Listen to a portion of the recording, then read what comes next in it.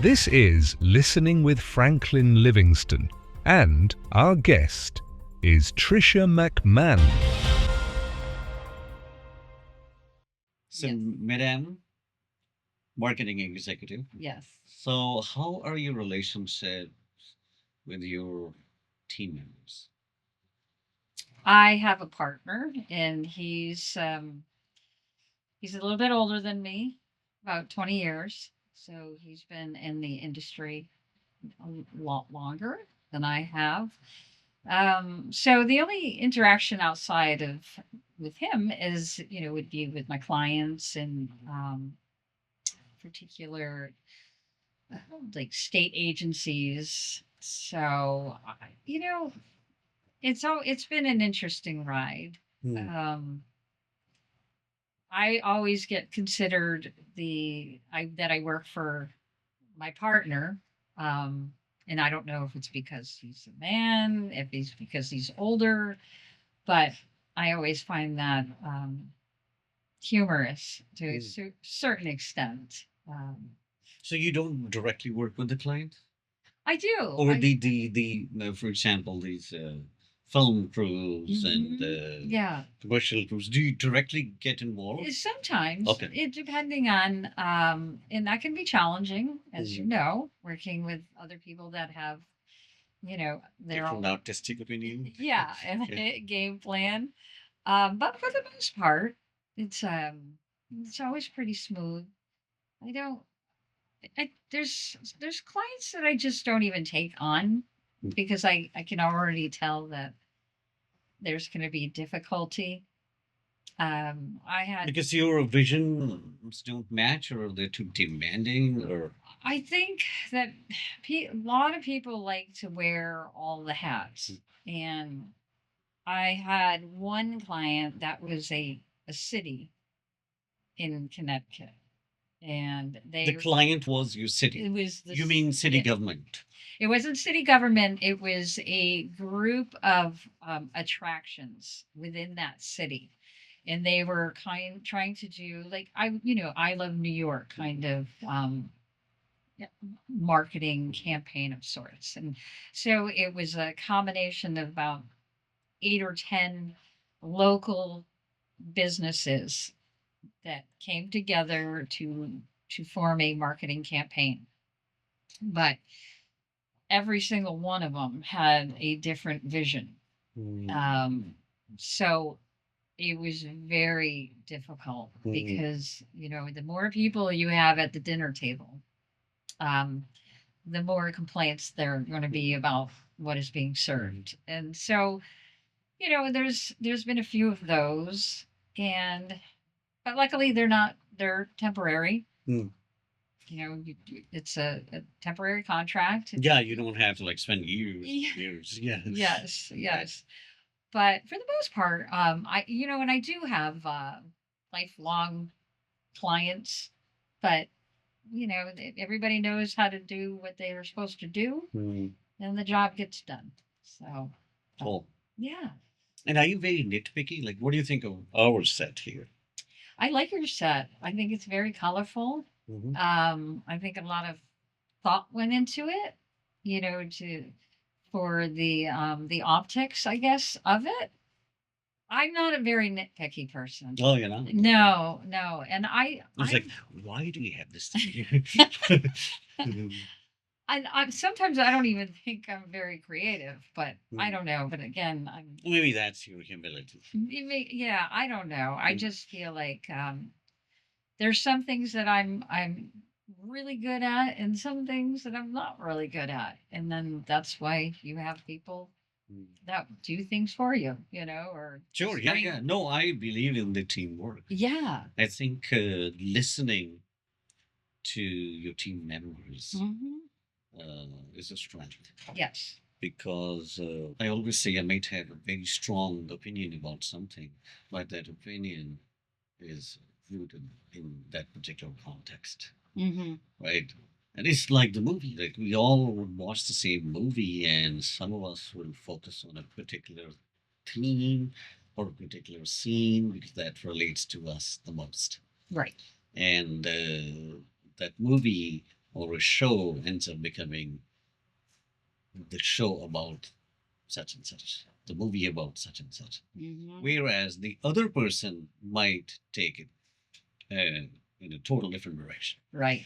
And that's the beauty of our world, that we all think differently. We all behave differently. As long as our goal and our understanding and our pain and our suffering and our celebration is aligned, I think diversity is the most beautiful thing one could have. And I really value, I would ask, like, a lot of times I expect my cinematographers to give me their opinion. Right. Also, opinion shouldn't be a negative word. I know in our culture, like when people, some people, they use this term opinion, they think it's negative. Right. Oh, he has a lot of opinions. Yeah. But opinion just means a perspective. Yeah. And what do you think? Do you think it looks nice? And do you think it does not look nice? Yeah. And then, of course, there are things. For example, someone might not look nice. Might no, someone might not think it looks nice on me. But then it's a trial thing, and it's a fun thing, and just trying it. Yeah. But then there are things that mean something serious, like the national flag, or this symbolism, or like the movie, right? Right. And someone pointed out, actually, a very close friend, the guy who edited this film, he's really one of the most talented people I've met in the US. And he said to me that this thing he noticed was the symbolism of justice. And he's right, because if you see in the promo of this show, right before you see me, there's that symbol of scale with blindfolded lady. Lady, what do we call that? Lady Justice. Yeah. Yes. Yep. Right. So this symbolism, some people will view it, some people will not. They'll just view it like, okay, two poles Yeah. with two microphones, right? Right. So it's great that no people like you, I think, who cast out a vision. You guys are doing a great job, because when we see a TV commercial or something to do with marketing at a Yeah. greater level, like, oh, that's Tricia's work. I hope it's not one where you're like, boy, that was the worst commercial. Oh my God. Let me text Tricia. Yeah. Yeah, was that? Why the heck you'd show that on the national TV? Nowadays, Yeah. it's more like streaming services. They are running ads. Yeah. Yeah. It definitely has changed a lot since I started out. So, but in a good way, you know. I just do what I have to do as the time changes and adjust. And it's been it's been a great ride. Trust me. I am happy with where I'm at with the firm. And it's good. Yeah. I enjoy working with people and um, their creative input, and just gets the job done. But sometimes, as you know, it's not the easiest. But No, because see, working with humans, as you mentioned earlier, when you don't know someone, and filmmaking is not much different than we were making fun of therapy session. And by the time you get to know next person, then just it's cut yeah, or it's wrap up for yes, that day. Or if the person was only in a couple of scenes, they're done. yeah, And it's difficult, and Yeah. they might be having a bad day. They might be going through a rough patch in their life. yes, So my struggle has always been how much grace you extend, and how many chances do you give to another person. And a long time ago, there was a nurse, a very wise woman. She said to me, "You should always give at least two chances." at least two chances. Yeah. And Yeah. I said, "Okay." So I don't know about you. So how do you deal with that, especially at a grassroots level, Yeah. crew or talent actors and models and I all? think I'm a little. I think I probably give people more than two. Because even with two, I think it's sometimes difficult to see exactly what that person's about. Um, But say if you're filming a commercial that has to be wrapped up within 4 hours, yeah. still, you All right, send them home and maybe. replace them, or you just like, Yeah, okay, maybe honey, I are would. you okay? Yeah. Do you give a pep talk, or you're like, no, no, that's not my, I'm not your mom. Well, I always hope that people are going to come to, show up with what they have to get done and Right. know what they're going to do. But has that always been the No, case? no, I mean, I was in a situation where this woman needed to know that she had so many lines that she had to, and she had plenty of time to recite them, and she chose not to. And so the whole thing is a trickling effect because they had to keep stopping Hmm. every time she forgot.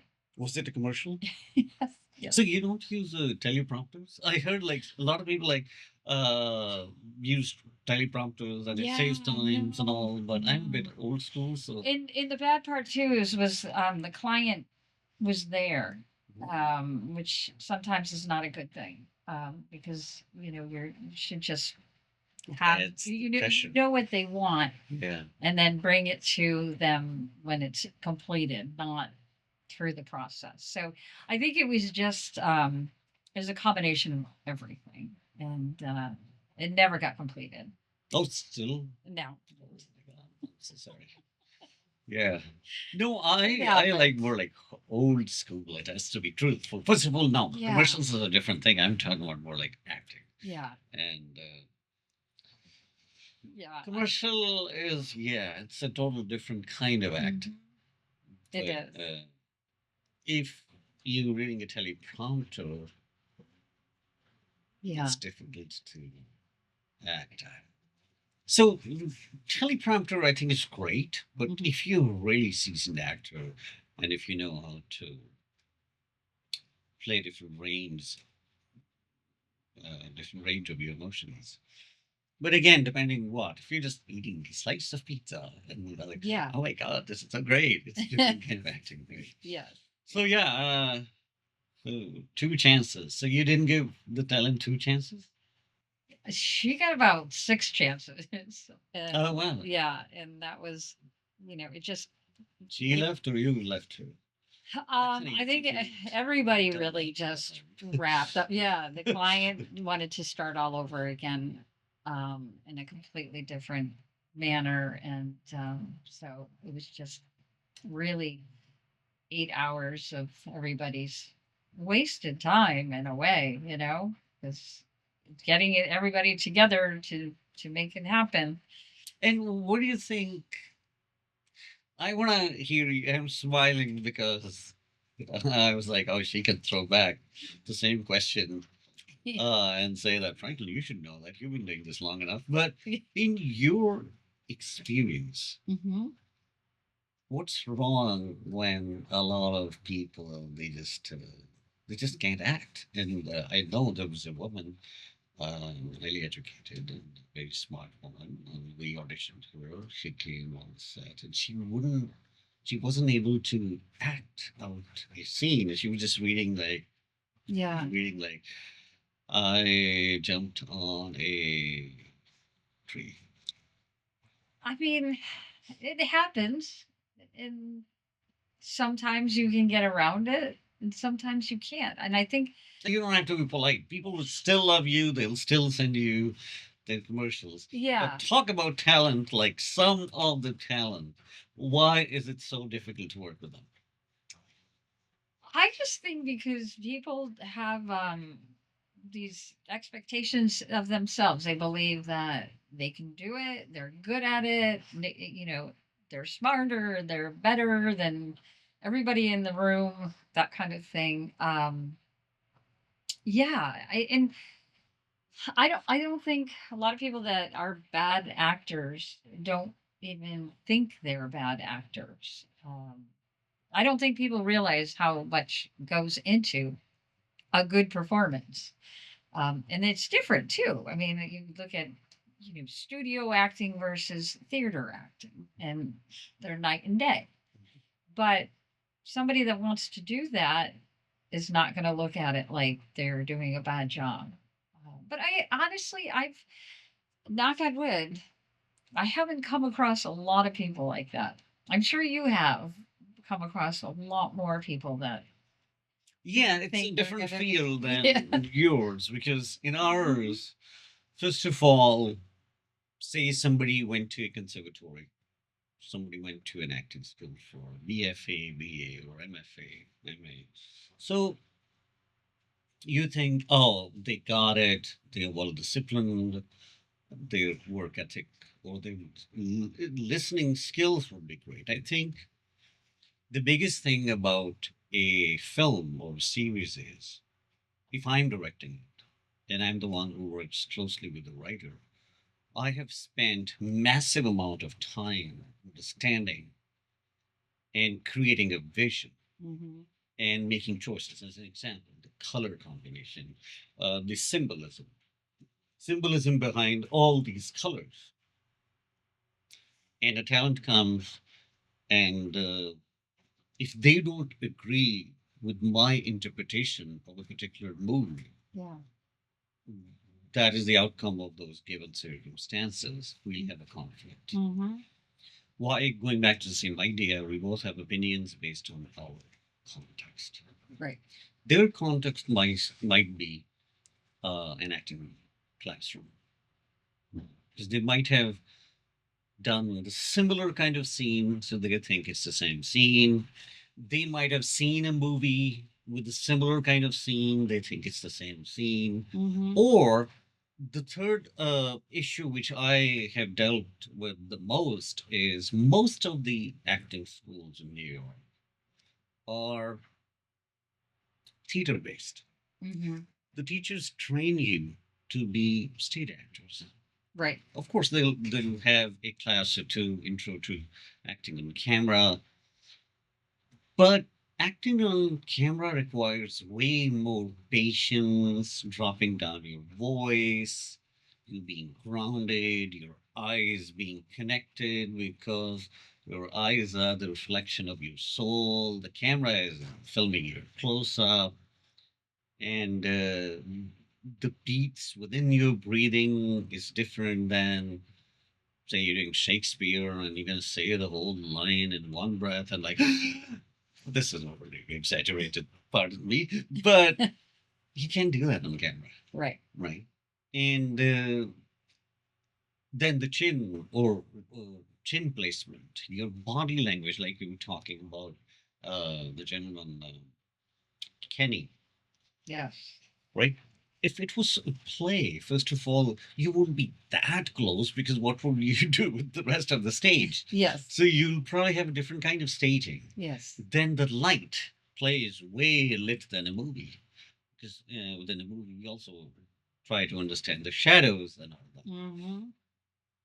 So I think that has been most of the challenge of my actors. They never got a chance to experience those things in the schools they went. Mm-hmm.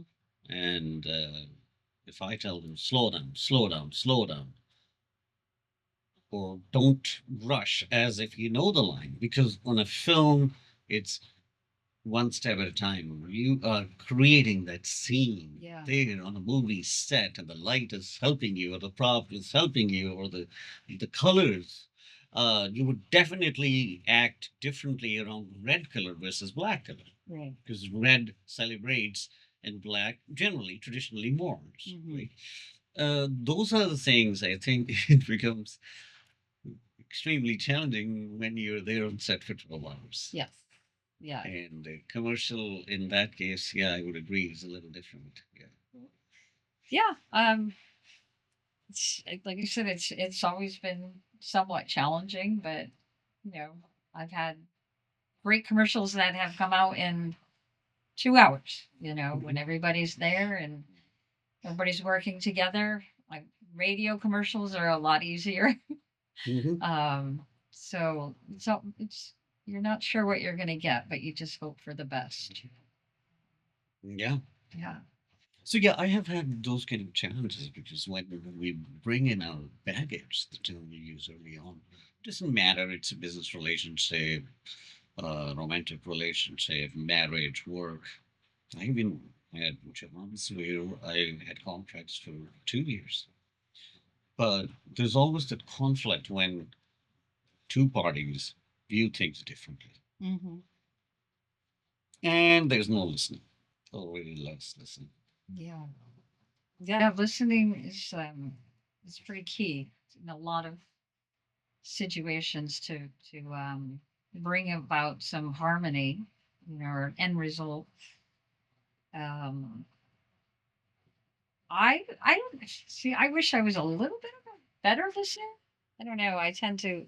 I feel Oh, like you mean when your talent tells you that, oh, I didn't have a good night's sleep. That's why I'm yeah. can't act. Oh, Well, maybe not. That to me just seems like self-inflicted, and yeah.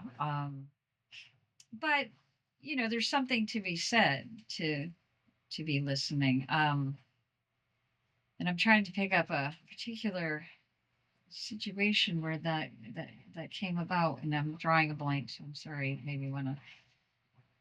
originally we were talking about working with talent on a script, Yeah. especially if it's a longer script. Yeah. It is very difficult if there's no listening. Yes. And sometimes, if I'm a talent, it's very easy for me to say my director doesn't listen and forget my director understands the show more than me. Mm-hmm. Especially, say, I am a guest appearance in a network show that has been there for the past 2 years or 5 years, and I have no clue of the arc. I might have seen a couple of episodes, but that doesn't give me enough info about the whole arc of the show. Yeah.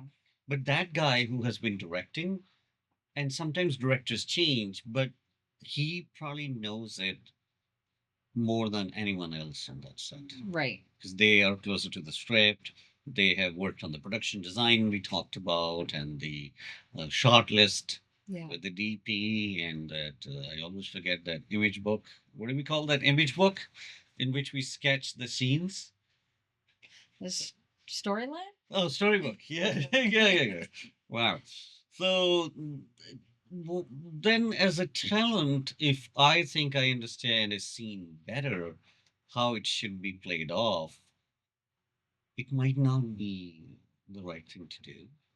Yeah, my version might be okay if it's a solo performance Mm-hmm. out of that movie or episodic. Right. So I don't know if you ever had those kind of situations. It's a little different for your profession, but yeah, it's a little different because I think what I do is probably on a smaller scale. Um, but I've had the instances where somebody comes in thinking they know exactly how this should go. Um, and it's and to your point, when somebody already has like previous knowledge of what is going to work, you have to listen to that. But there's a lot of egos in the industry too yeah. that don't want to listen, Mhm. or just do think that their way is better. But I mean, listening, there's so many benefits to it. Again, if you're listening to a director who has worked longer or been on more sets, why wouldn't you listen to that person so that you can take it to the next level and more? And but I think listening is very hard for a lot of people, Mhm. unfortunately. And I'm sure there's times where I probably could have listened more and didn't. But I know there's a famous saying too about listening as opposed to talking. Mhm. And I can't, and I wish I could think of it because it's pretty powerful. One that comes to my mind, and I don't know the exact quotation, but it's like person who remains silent is wiser than one who talks. Yeah, it's something. Right. Yeah. Yes, yes, that Right. sounds. I mean, because collectively they're gathering more information and Mhm. I don't want to say intel, but yeah, to make a wiser decision overall. So I think we also live in a culture where it's very easy to take things personal. So when you're given a note, let's say, it's easy to think, oh, he doesn't like the way I acted out, yeah, which means he thinks I'm a bad actor, yeah, right? yeah, Or you can fight it out and say, so you think the way I read it is wrong? yeah, So explain to me. Explanation is different than this. If and I understand a lot of times it's like certain things you can't explain. Now I'm going to give you a very different example. Imagine two people go out on a date, and one of them wants to kiss. Like you use the word making a move. You use the phrase. right, Sorry. Someone wants to make a move, but they think the other person would appreciate if it explained. So the person begins by saying, I'm going to kiss you, which also means I'm going to bring a lot of bacteria closer to you. And I don't know you have rinsed your mouth or not. I might have some sort of smell. The smell might make you feel dizzy. But hey, let me tell you, I also have a bad foul and it might make you want to kind of throw up. And is it okay if I kiss you, or you would rather not kiss today? I can take a rain check. right. So, what do you think? It will be a fun moment, No, right? So there are certain things you can't really explain. Those things are something to do. right. Acting is all act based. Yes. And if you want, like, somebody comes on a set, let's say this is a scene where it's a dramatic scene we need to film. And if I would explain to them, hey, bro, this blacker means, or this is not black. This the dark red means our blood, and this green means our cool stuff, or orange means this, and red means this, and this flag means this. And let me actually explain to you why does this flag has a little bit of this stuff on it, and then we have this thing which means Broadway, whatever. And then I begin telling the scene. You have read it, but let me explain the scene to you, blah, blah, blah. They might be distracted. They might just begin thinking about yellow, why the Broadway is yellow, why I don't like Right. this, Yeah. blah, blah, blah. So you lose that fun. And I think that also happens a lot of time because you rehearse a scene, you do that scene. You should know your objective, action, motive, whatever you want to call it. And later on, when you wrap, you're like, wow, that's a very interesting choice. Oh, why did you have this one instead of having the other flag? And we can talk about that. Yeah. But I think when people come with those preconceived notions, oh, maybe he's just crazy. There's a lot of color. I don't know what's happening. Oh my God. All right. So now he wants me to do the scene. Yeah. I don't think he's right. Because my professor at such and such school, so I think he's older, he's experienced. He was once in an Oscar award-winning movie. So he said this shit with this. So you are not listening. Yeah. You are actually talking to yourself while pretending to listen to the other person, Yeah. and the result is going to be half Catastrophic. yes, Yeah. half distracted, half Yeah. listening, and then you have partial truth. Yeah. And I think that's also very common. I mean, it's just sad. Yeah. And sometimes it's, just the first take is the best, and it's not putting into too much Too much of, thinking. Yeah. right. Then you do start drifting and, Or you just let it go. yeah. I have, and I think I'm just blessed. I don't think I really know a way to, but each project I have done, you ask me after a year, maybe after 6 months, Yeah. I would not remember anything about that. Really? Yeah, because otherwise it's very difficult to move on to the To next thing, right? something that right. And especially when we were doing these episodes, it was more, I think, difficult because if you keep thinking how your set experience was, a lot of people burn out. That's why Right. they can't continue. Yeah. When you film today, just go chill. We're filming back tomorrow. Yeah. Tomorrow is another day. Yeah. So in a way, it's unlearning. Mm-hmm. You unlearn what you learned today and make a room for a fresh beginning. Mm-hmm. Like we do formatting, we dump that stuff that we need, and rest of the SSDs Yeah. we format for tomorrow. Same with the audio SD. Right. Yeah. So our systems. Why do we do meditation? And I know the gentleman you went to, the massage guy. You told me earlier he also had some meditation going on there. Oh yeah. Yeah. So he engaged his clients to do meditation, or how was that? Well, and I think there was a motive behind it too. I think it made it easier for him to give a massage. Um, you know, to my point, I was going in there with somebody that was in pain, hadn't been in a car accident. I was aggravated, annoyed.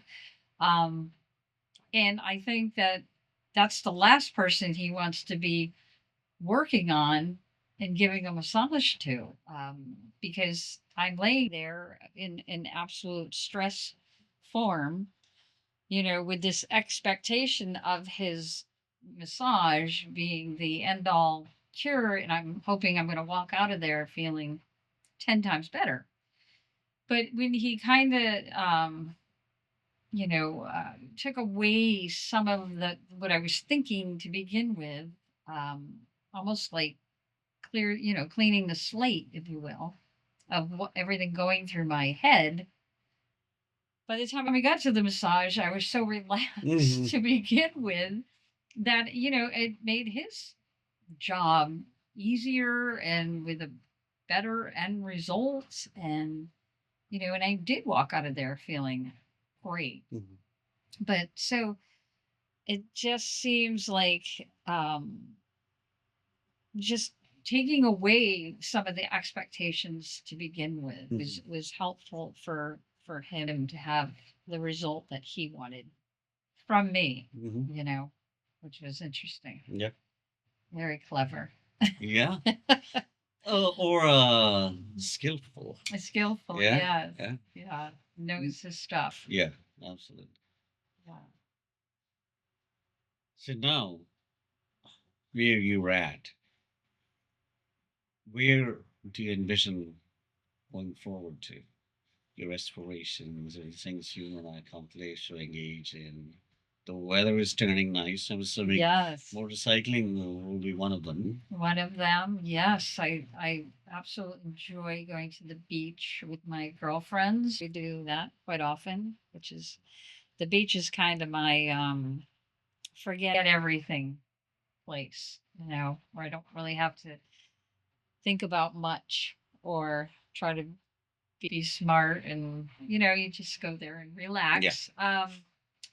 But I don't know. It's so funny because I've been in the marketing industry for so long that if somebody said, "Oh, is that your dream job?"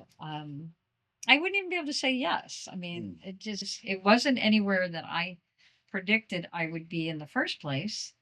I just kind of rolled into it, being on the radio as a traffic reporter, and then that came. I got more involved to advertising, and then just started my business. But You did weather too, right? no, I just did Oh, traffic. just traffic. Yeah, yeah. And it was just on the radio, like our morning show kind of thing. But it was more of a it wasn't serious traffic. It was more joke traffic. But so everything kind of rolled into that and formed into being in a marketing firm with a partner. But I mean there's still so many things that I feel like I haven't even touched upon or accomplished. And sometimes that's overwhelming. Hmm. You know, it's like you don't want to feel like it. I always find it confusing because people are like, you know, time is short. You should go out there and get everything done and put Hmm. your bucket list and get it all done because you don't know how long you're going to live. But then on the flip side, they're like, oh, you really need to stop and smell the roses and slow down and enjoy the moment that you have. And it just seems so conflicting to me because what is the magical way of living? Is it slowing down and enjoying like this moment here? Or is it like, okay, well, we've done this. What's the next step? What do we do? What do we do? So I don't know. That's one of my quandaries in life that I It's just very figure out. interesting you say that because until a few years ago, I had the same kind of mindset. Maybe not a few years, maybe half a decade ago. But then I realized, say you have particular kind of degree, just you wanted growth, not that you're going to practice it. Mm-hmm. So you have a degree, you have certain kind of certification, you have certain awards, right? You can become more materialistic that okay, now you can afford to buy E-class Mercedes or apartment in New York City. Great. Does that all make you a better human being? Mm-hmm. Does that make you a better spouse? Does that make, and I'm not saying perfect, as you mentioned, and I echo that. There's no such thing as perfect spouse or perfect human being, but trying our best to be a better human being, a better spouse, a better friend, a better parent, Mm-hmm. a better community member. And my answer to myself after doing my research was no, it doesn't. Mm-hmm. Right. So why to focus on those things that makes us just an a-hole?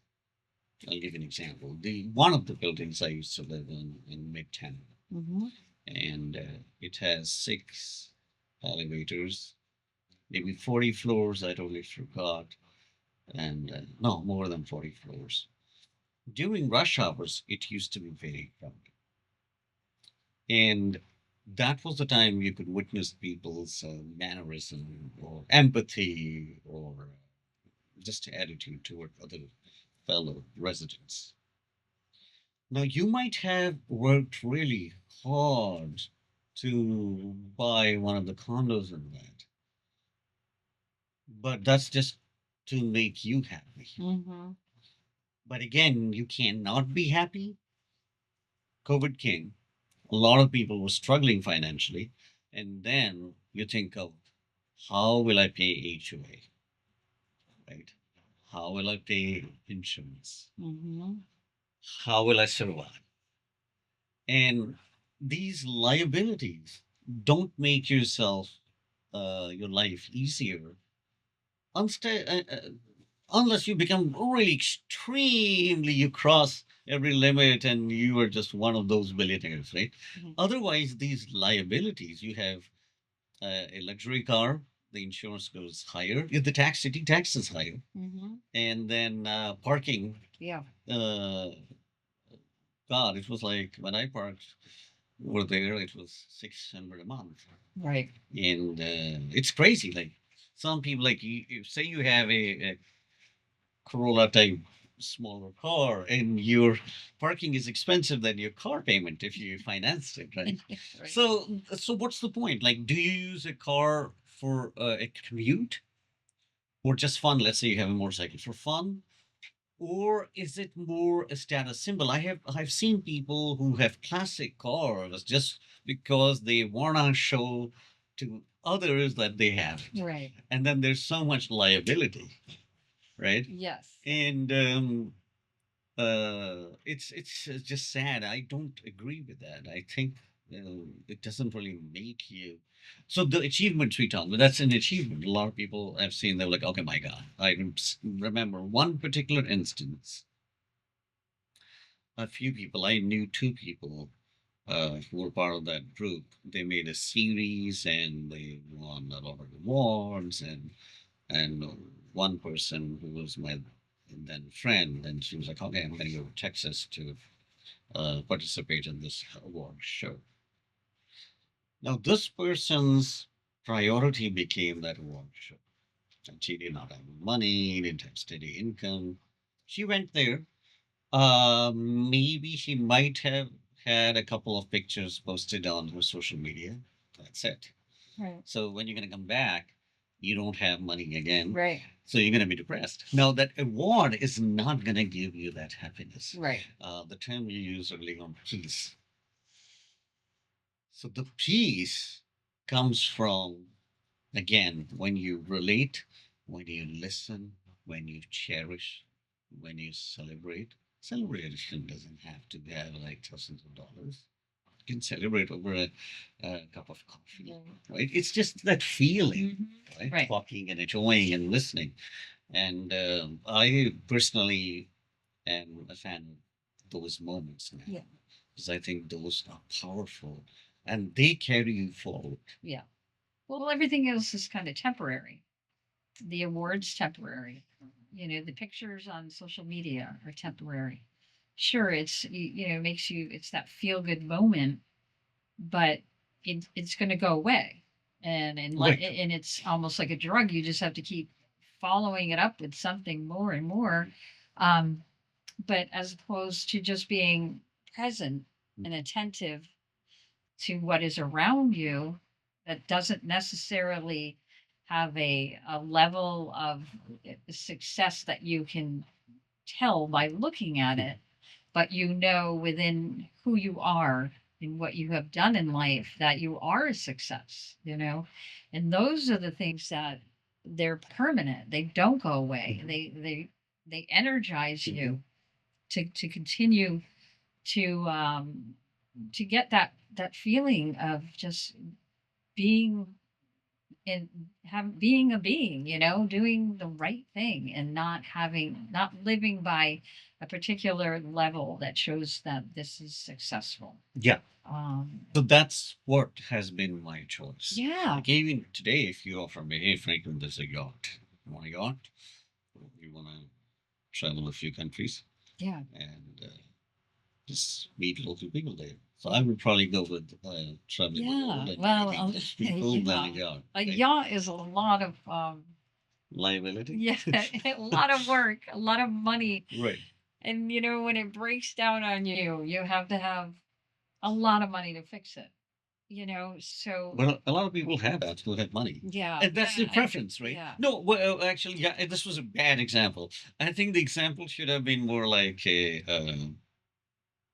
uh, something that's not super costly. Again, a motorcycle. Hey, do you Yeah. want a new motorcycle? Yeah. Or you want to go to a different part of the world, Yeah. right? Yeah. So either or. So I think my approach will be because again, those memories and the exchange of that energy will stay Yeah. with me longer The energy. throughout my life. Right. Right. Yeah. And just the learning Mhm. and and just cultivating what you have seen differently out there to bring into your world and your life. And um yeah, it definitely, it fills you up. It's like sugar drinks. Mhm. You drink one of those sugar drinks and you're like, I feel great. But the minute everything goes away, you're sad. And I think when people put some kind of label on what the level of success is when you're going to find yourself really disappointed. Um, but yeah. Tricia, thank you so much for coming over today. Yeah, thank It was you. a true pleasure having you on this show, listening to you engaging in conversations, experiences. Thank you. Yeah, your journey has been remarkable. Thank you. And as yours, Thank you. it's always interesting to hear other people's avenues Absolutely. and the roads that they take. Mhm. It's exciting, and It I is. thank you. I This was wonderful. I had a great time. It's been a pleasure and honor. I wish you well on the journey and wish you well in all your endeavors. Thank you. And I hope you enjoyed a bit warm weather. We have had Yes. our piece of cold weather. This has been a cold winter, Yes. even for New England standards. Yeah. Yeah. So And we yes, had enough of our share, so I think yes, we need some we more. need a little bit of a change, Yes. and it's coming. So it's good. Thank you, news. Tricia, once again. Thank you.